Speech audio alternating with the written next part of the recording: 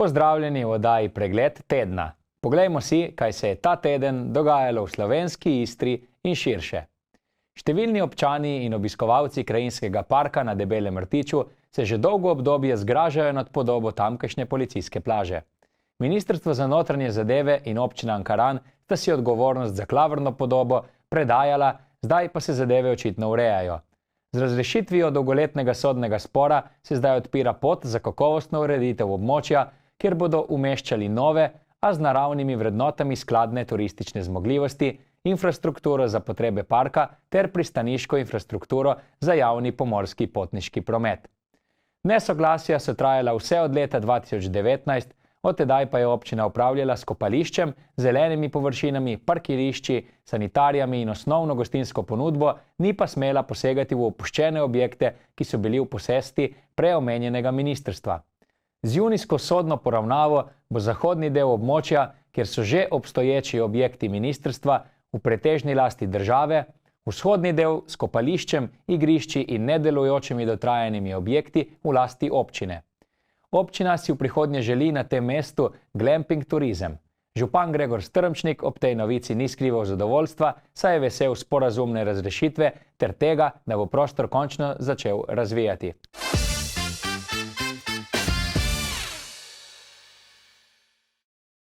Ankaranska občina je ta teden objavila javni razpis za dodelitev štipendij dijakom za prihajajoče šolsko leto. Upravičenci so tisti dijaki, ki imajo stalno prebivališče v občini Ankaran in se izobražujejo na srednjih šolah v Sloveniji ali tujini. Razpis bo odprt do 8. septembra, skupna vrednost razpisanih sredstev pa znaša do 165 tisoč evrov. Kot vsako leto bo tudi to prineslo nekaj novosti.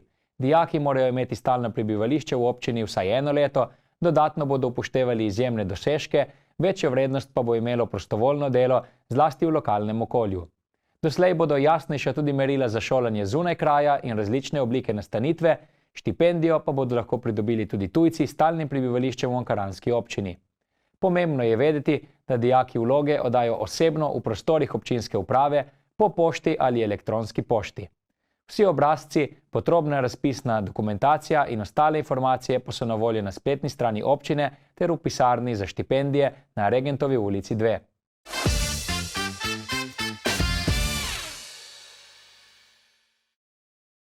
V sredo se je v Kopru odvila tradicionalna prireditev Oživela ulica, ki jo vsako zadnjo avgustovsko sredo obudi mestna občina Koper v sodelovanju s klubom študentov občine Koper.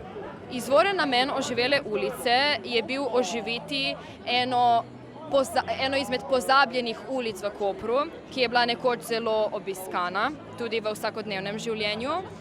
Zdaj pa se mi zdi, da je ta namen postal samo to, da lahko študentje organiziramo nek dogodek, ki ni namenjen samo študentom, ampak širši lokalni skupnosti in na tak način predajamo neka svoja sporočila. Največji izziv je predstavljalo vreme, ki je bilo precej muhasto. Dvakrat med prireditvijo je začelo malček rositi, pa so potem tonski tehniki morali pokrivati oder, ampak drugače je pa šlo vse res kot po maslu, ekipa je čudovita ekipa prostovoljcev, tako da smo super zadovoljni.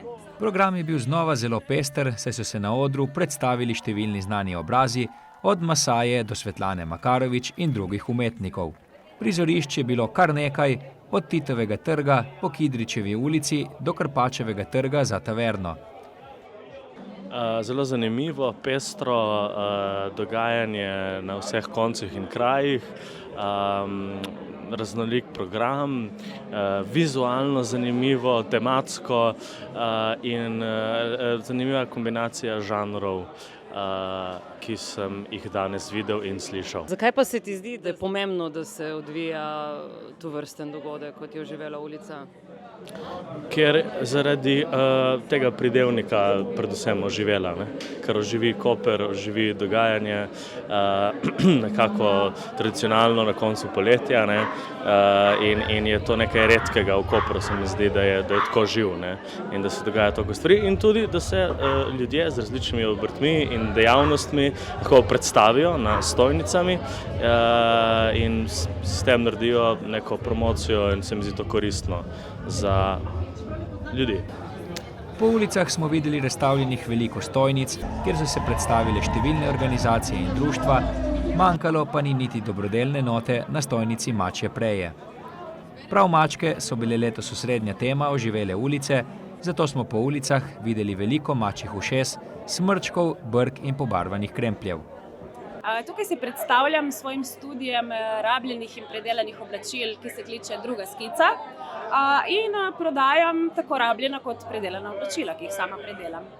Si prvič na oživeli ulici? Ja, to leto sem prvič v vlogi, dajmo reči, te, ki ima svoje štand, svojo stojnico, tako da sem kar vesela, drugače pa že dolgo let zahajam sem in zelo rada podpiram lokalno obrt in lokalne umetnike in zmeraj kaj zase tudi kupim. Sem DJ Lovro, predstavljam Megusta Events, svoje podjetje in vse dejavnosti, s katerimi se ukvarjam, z glasbeno produkcijo, animacijo, vodenjem, DJ večeri, organizacijo, svetovanjem in vsem mogočim, kar je v povezavi z glasbo. Tako da sem se želel predstaviti tudi na oživeli ulici, prav zaradi tega, da se v domačem kraju spet malo pojavim in da ljudje ne pozabijo name, pa tudi prireditev mi je všeč, vsa leta podpiramo in sem rekel, tudi letos bi rad sodeloval, glede na to, da smo lani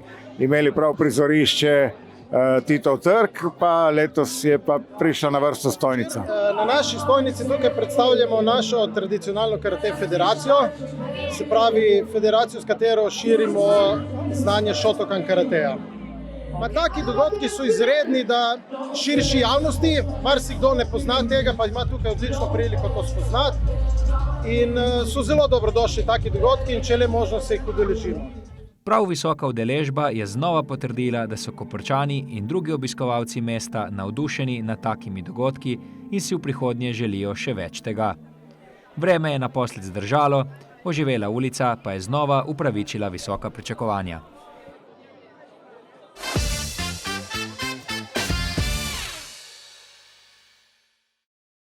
Dan po oživeli ulici se je osrednje dogajanje v Kopru preselilo na Gortonov trg, kjer se je odvil prvi od 3 dogodkov četrtne fešte. Gre za nov projekt mestne občine Koper, ki bo spomnil na pomembno zgodovinsko dediščino mesta in prebivalstva največjega mesta slovenske Istre, ki je bilo nekoč razdeljeno na 11 mestnih četrti.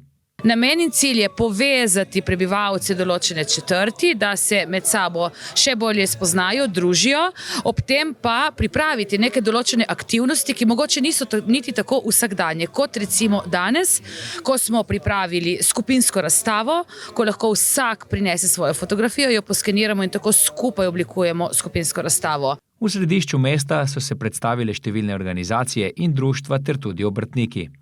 Vsak je predstavil svoje področje delovanja, organiziran pa je bil tudi zgodovinski sprehod po mestni kontradi, ki sta ga vodila Brigita Jenko ter Dejan Krmac.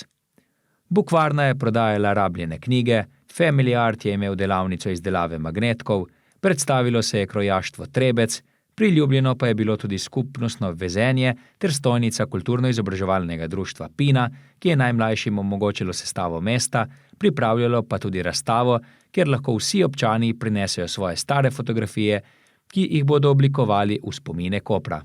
Mi danes smo jim dali tudi priložnost, da z Lego kockami, z metodologijo Lego Serious Play, da v bistvu tudi sestavijo skupnost, v kateri si želijo živeti. V bistvu želimo jim dati to priložnost, da sooblikujejo svojo skupnost in da nam pokažejo, kaj si želijo. Zanimanje za zdaj mislim, da je v redu, dosti je mlajših, kar me veseli, lepo vedno jih videti zunaj na trgu. Tako da ja, mi so dosti medgeneracijskega druženja, tako da za zdaj je všeč mi, upam, da bo to kar trajalo naprej. Kaj vas je danes pripeljalo na Gortonov trg? Slučajno sem izvedela, da je ta delavnica oziroma da bo to eno skupinsko vezenje in ker to rada delam, me je zanimalo, kako bo to potekalo in sem se pridružila in ugotovila tukaj, da manjka delovne sile in z veseljem to delam. To počnem skoraj vsakodnevno, ker sem upokojenka in to moj hobi, doma vezenje. Kako pomembno je, da se taki dogodki, kot je danes četrtne fešte, znova obudijo? Mislim, da je to posebno za Koper zelo pomembno, da se bojo ljudje družili, da se bojo povezali da bojo zaživele tele skupnosti četrtne. Jaz sicer nisem iz Kopra, ampak to za mesto je to zelo pomembno, da čutijo neko pripadnost in povezanost. Lepo je videti, da mesto živi, še posebej v poletnih mesecih. Prav zato so taki dogodki vedno dobrodošli, predvsem pa lepo obiskani, saj se za vsakega nekaj najde. Sledita 2 vodena ogleda po četrti in zvečer glasbeni program z nastopom skupine Kaligarija. Namenjeno torej prav vsem, tako mlajšim kot starejšim, kot domačinom, kot turistom, vsem. Ja, zagotovo. Program je odprtega tipa, brez vstopnine. Aktivnosti smo tudi tako zastavili, da so mogoče tisti za nekaj ljubitelji gastronomije, za njih poskrbljeno, za otroke poskrbljeno, za starejše. Tako da se mi zdi, da res lahko vsak, ki mu je mar, pride in nekaj doživi. Dogaja se kar pestro zdaj poleti, včeraj je oživela ulica, danes stopa na Škofijah. Lepo je, da mesto živi. Ja, drži, letos z več koncev slišim kar nekaj informacij, da kot letos že dolgo ni bilo tako pestro, mislim, z številnimi dogodki in prireditvami, ne samo v okviru Zavoda za mladino, kulturo in turizem, ampak je tudi veliko drugih organizatorjev, ki so se odločili in organizirajo dogodke v mestu in na podeželju.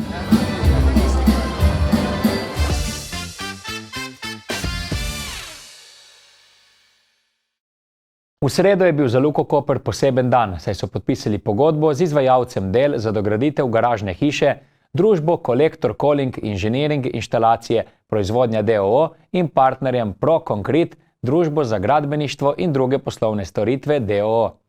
Naložba, s katero bodo kapacitete obstoječe garažne hiše povečali za dodatnih 11.665 vozil, se bo začela še letos in bo končana predvidoma spomladi leta 2028.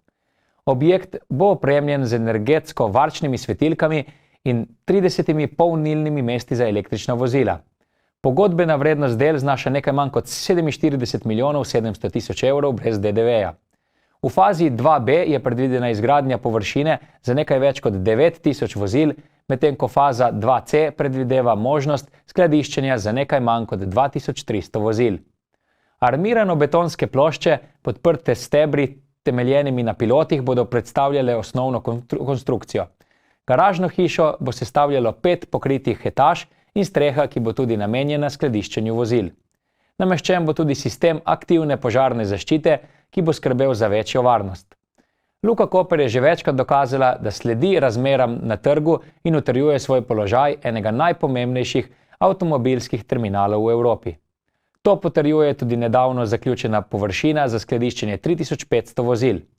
Poleg tega pa bodo v zaledju tretjega bazena še letos začeli urejati kaseto 7A, kjer bodo po zaključku skladiščili dodatnih 3000 vozil.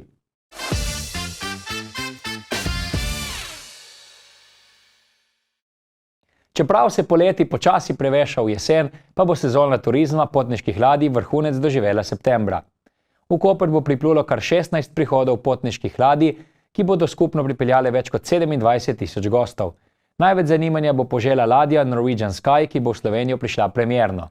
258 metrov dolga lepotica bo v Koper prišla dvakrat, pripeljala pa bo približno 2000 potnikov in 900 članov posadke. Kot prva bo sicer priplula vsem dobro znana Norwegian Pearl, ki je na slovenski obali že prava stalnica. Na potniški terminal bodo septembra prišle še Aida Blue, Viking Star, Seabourn Encore, Marella Explorer 2 ter najmanjša med vsemi Azamara Onward.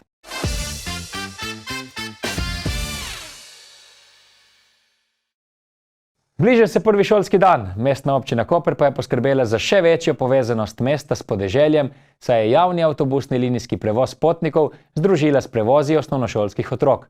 S tem bo omogočila večje število dnevnih voženj, spremenjeni bodo urniki in načini prestopanja, pomembna novica pa je, da bo cena vozovnic nespremenjena.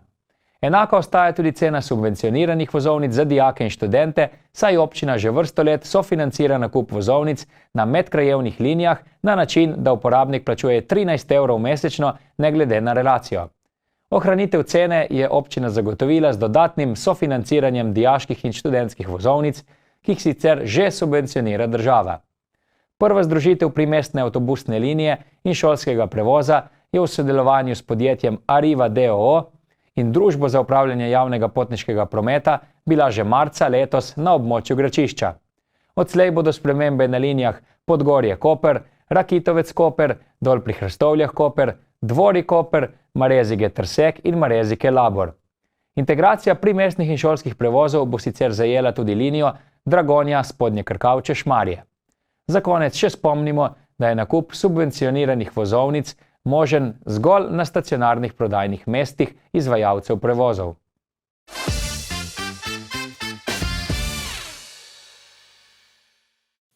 Včeraj je bilo živahno tudi na Škofijah, saj sta tam potekala tako festival kaštelirjev kot vsem dobro znana kulinarično-glasbena prireditev Altroke Istra. Omenjeni festival je bil letos predstavljen premierno, z obiskom pa so bili zelo zadovoljni. V sklopu programa je bila sprva organizirana okrogla miza na temo kaštelirjev oziroma prazgodovinskih gradišč, kasneje pa tudi vodeni ogledi arheoloških točk. Kaštelirji so se pravi naselbine iz železne dobe, se pravi že kar nekaj tisočletij nazaj, pričajo o tem, da so tu živeli ljudje, ustvarjali, zato so res zelo zanimive najdbe in se veselimo dejansko raziskav, ki sledijo v bližnji prihodnosti, da izvemo še delček zgodovine več. Posledično smo organizirali festival kaštelirjev, ker ga želimo to zgodovino in kulturno dediščino ljudem približati in da se znajo nekako to obdobje nekako začutiti dejansko preko zanimivih delavnic, potem tudi kar se tiče kulinarike in pa seveda poskrbeli bomo tudi za turistični produkt, ki je sedaj v razvoju in pa poskrbeli bomo tudi seveda tudi za malo razgibavanja in sicer s kaštelirsko potjo Kaštelirji Road, kolesarska pot. Pri travniku ob cerkvi je bilo veliko ustvarjalnih delavnic, glasba v živo, bogata kulinarična ponudba domačih dobrot ter tudi stojnice s predstavitvami lokalnih obrti in običajev iz časa kaštelirjev, torej prazgodovine. Predstavljamo vse, kar se je dogajalo v prazgodovini, to se pravi od kulinarike do nakita, ki so ga takrat nosili, do posode, ki so jo takrat izdelovali in tudi uporabljali. Skratka, predstavljamo prazskupnost. Smo raziskovali, kakšna oblačila so takrat nosili, tako da smo prav uporabili materijale, kot tudi ornamente njihove, fibule, se pravi nakit, smo izdelali vse, sami vse narejeno v društvu Špržin. Imamo umetnike, imamo kuharje, imamo sirarje, skratka vse se širimo, predstavljamo to našo kaštelirsko kulturo. Jaz predstavljam tkanje s karticami, ki je ena taka posebna tehnika tkanja takšnih dolgih, čvrstih trakov, znana v bistvu že od prazgodovine, iz časa kaštelirjev, vsaj od bronaste dobe in je preživela do današnjih dni po vsem svetu. V bistvu moraš imeti kar koncentracijo, potrpežljivost, sama tehnika pa tudi spodbuja k temu, pa tudi k kreativnosti. Tako, zelo veliko se začne dogajati, ko se s tem ukvarjaš. Tako. Kakšno je bilo zanimanje? Prej smo videli kup otrok zraven, jim je šlo? Ja, prav presenetili so me, tako, prvič so delali in jim je šlo odlično. Danes imamo delavnico o pripravi tinktur, pa čajev, torej zeliščnih izvlečkov. Najprej imamo tukaj šopek zelišče, s katerih pripravljamo najrazličnejše pripravke. Potem pa imamo tukaj razstavljene, deloma pripravljene izdelke, tako da potem ljudem pokažemo ves postopek, kako gre, recimo, kako dobivamo čaje različne, ne? Ni samo čaj, ampak je poparek, prevretek in tako, da imamo vse te pripravljene. Potem imamo izvlečke iz alkohola, to so tinkture, ki so zelo uporabne, praktične za vsak dan, pa jih imamo tudi tam nekaj pripravljenih. Potem imamo macerate, to so oljni izvlečki. To je en tak, ki ga bomo precedili in pripravili in potem naredili novega.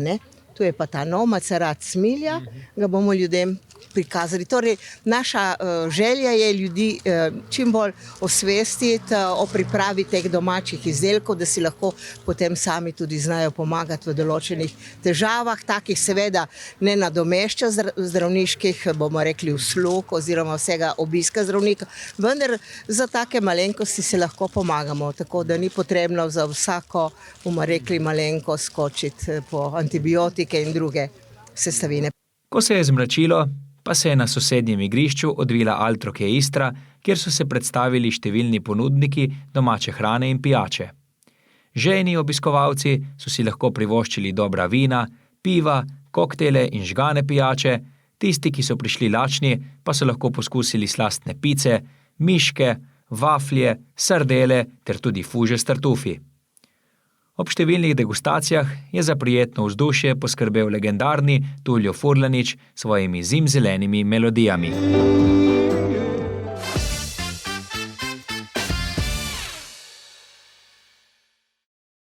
Ministrstvo za kulturo je razveselilo piransko občino, saj bo sofinanciralo pri nakupu nujne opreme za Pomorski muzej Sergeja Mašera Piran v višini 13 725 evrov. Sofinanciranje je odobreno v okviru razpisa za nujne programe v kulturi, namenjenega ureditvi osnovnih prostorskih pogojev in nakupu opreme za javne zavode z področja kulture. Piranski pomorski muzej je pomembna ustanova za preučevanje, zbiranje in predstavitev pomorske dediščine ter na pomorstvo vezanih gospodarskih panog, obalnega območja in celotnega slovenskega prostora. Poleg tega ponuja bogat andragoški in pedagoški program, s katerim krepi odnos do pomorske kulturne dediščine, ki je ključen za njeno dolgoročno ohranjanje. Pomorski muzej ima zdaj s sofinanciranjem v načrtu več pomembnih izboljšav. Nadgradil bo fizično varovanje razširjenega razstavišča v nekdanjem skladišču soli Montfort, poleg tega pa bo zagotovil primerno osvetlitev razstavnih prostorov v pritličju etnološke zbirke Tonina hiša in drugega dela razstavišča Montfort. Ideja je tudi o izboljšanju dostopnosti predmetov in gradiva v posameznih razstaviščih in zbirkah, o povečanju obsega digitaliziranega gradiva in predmetov, s čimer bo omogočena večja dostopnost prek spleta in družbenih omrežij, ter o zagotovitvi boljše dostopnosti gradiva zbirke tradicionalnega ladjedelstva za zainteresirano javnost.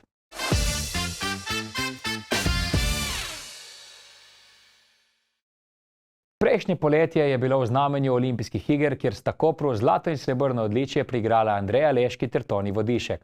Tudi to poletje ni prav nič manj obarvano, saj so primorski športniki prisotni na številnih velikih tekmah.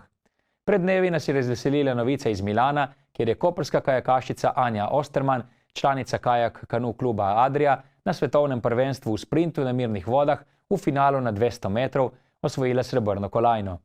Zmagovalka je v izjemno zahtevnih razmerah in ob močnem nalivu postala Kitajka Nan Wang, ki je bila od Koprčanke hitrejša za pičlih 15 stotink. Tretja je bila Britanka Emily Lewis, ki je zgolj 5 stotink zaostala za našo junakinjo. To je bil sicer za Anjo Osterman že tretji naslov svetovne podprvakinje po letu 2022 in 2019. Dvakrat je bila tudi tretja.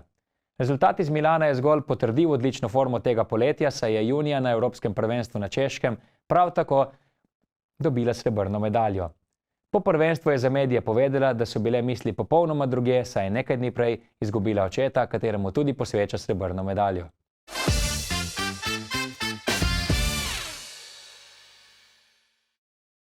Slovensko Istro je ponoči zajelo močno deževje, ki je privedlo do številnih poplav. Hudo je bilo v Dekanih, na Vanganelskem polju, državna cesta med Bivujem in Rižano pa je bila zaprta in neprevozna. Poglejmo si nekaj neprijetnih posnetkov pustošenja mati narave.